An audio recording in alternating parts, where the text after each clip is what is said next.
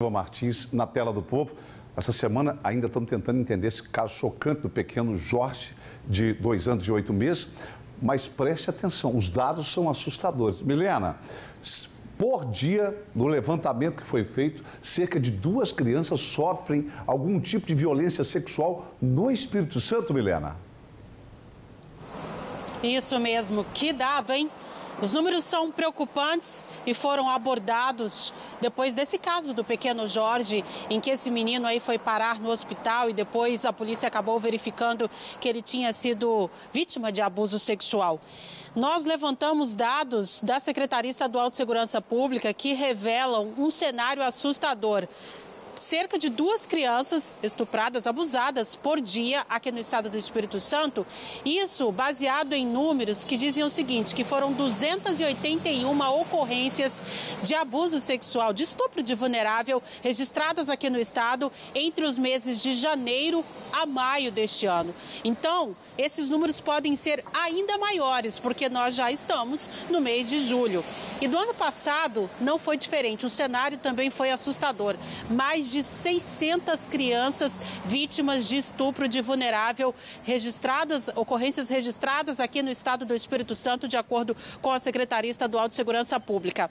Realmente um dado revelador, é por isso que nós conversamos com uma delegada que trabalha há mais de 9 anos em uma delegacia especializada em investigar esse tipo de crime, estupro de vulnerável. Ela trabalha numa delegacia especializada em investigar crimes contra crianças e adolescentes e ela colocou pra gente qual é o perfil do agressor, do estuprador, e ela disse o seguinte, que geralmente essa pessoa está inserida na família, está mais próximo do que se imagina. Na maioria dos casos, a pessoa está ali, ao lado da vítima, ao lado da criança. E segundo essa delegada, o problema muitas vezes de investigar esse tipo de crime é que a criança, a vítima, geralmente não consegue nem entender o que está acontecendo, não consegue falar. Por isso é preciso uma atenção muito maior por parte da família e dos pais. Vamos ouvir aí a entrevista com a delegada que esclareceu pra gente o perfil do agressor. Olha.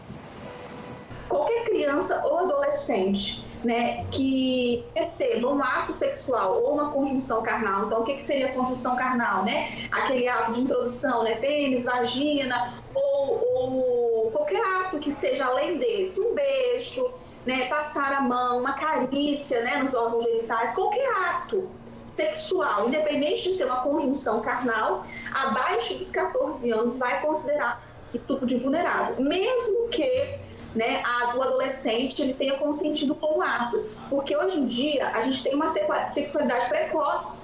Às vezes a menina de 12, 13 anos, ela tem um namorado, e aí ela acaba tendo uma relação sexual. Então, nesses casos, mesmo que ela tenha uma relação que não tenha violência ou grave ameaça, vai considerar um estupro de vulnerável, porque pela lei ela não tem ainda maturidade para consentir com aquele ato sexual.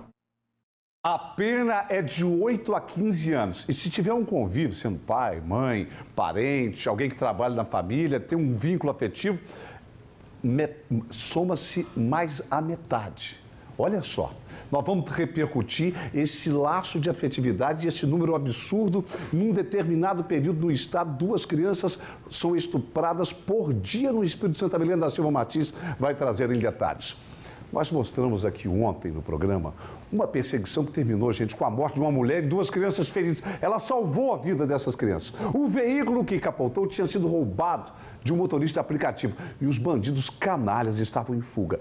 Hoje, essa vítima deu entrevista e contou todo o drama que viveu. Põe no Cidade.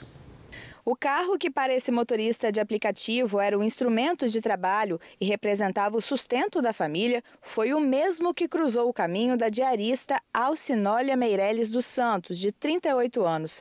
Ela morreu atropelada nessa quinta-feira, quando levava o filho e a sobrinha, os 2 de 8 anos, para a escola no bairro Eldorado, na Serra. As 2 crianças também ficaram feridas. As crianças para a escola, normal, passando aqui, ó. Aí disse que veio um bandido de lá pra cá, naquele carro lá, e bateu. Eu queria ver o rostinho dela. Pela última vez. Mas essa história começa antes desse trágico acidente, mais especificamente na noite de quarta-feira.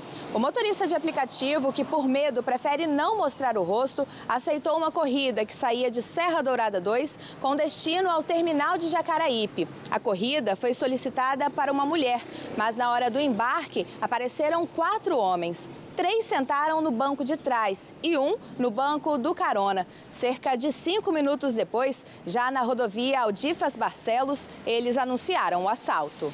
Apontaram 38 na minha costela e colocaram a faca serrilhada no meu pescoço. Aí pediram para eu dirigir com cautela, né, com calma.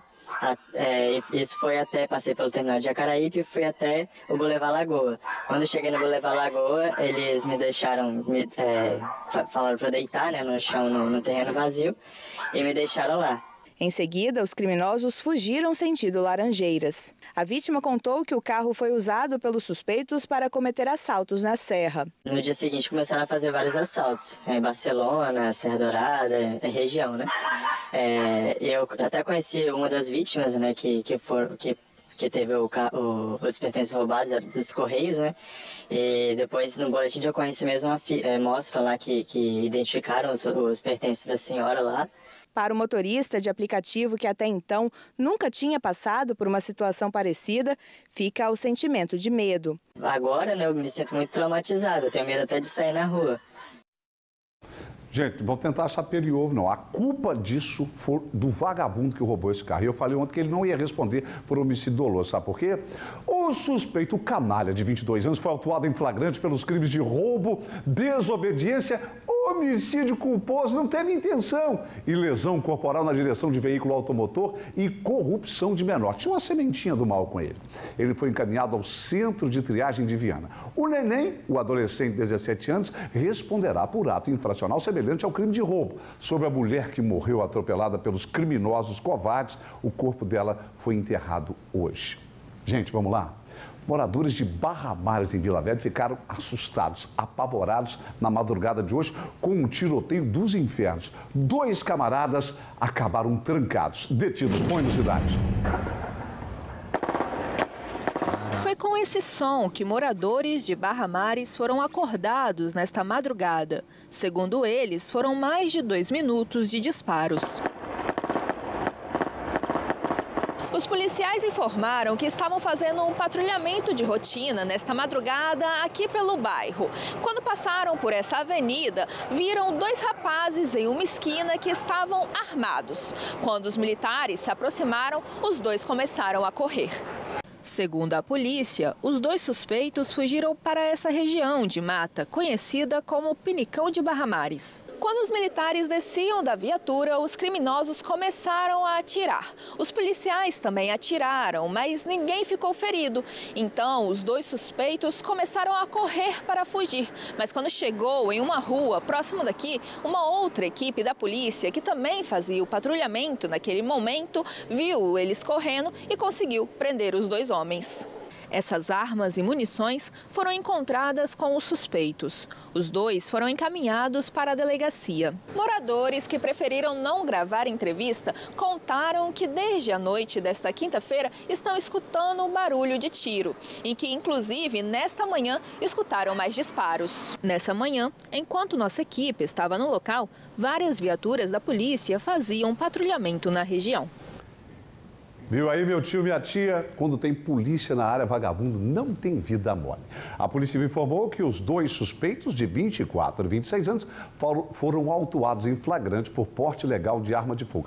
Pagaram fiança e foram soltos porque eles vão responder no processo em liberdade neste país que é uma piada a legislação. Agora, na tela do povo, Alice Barroso Mourão.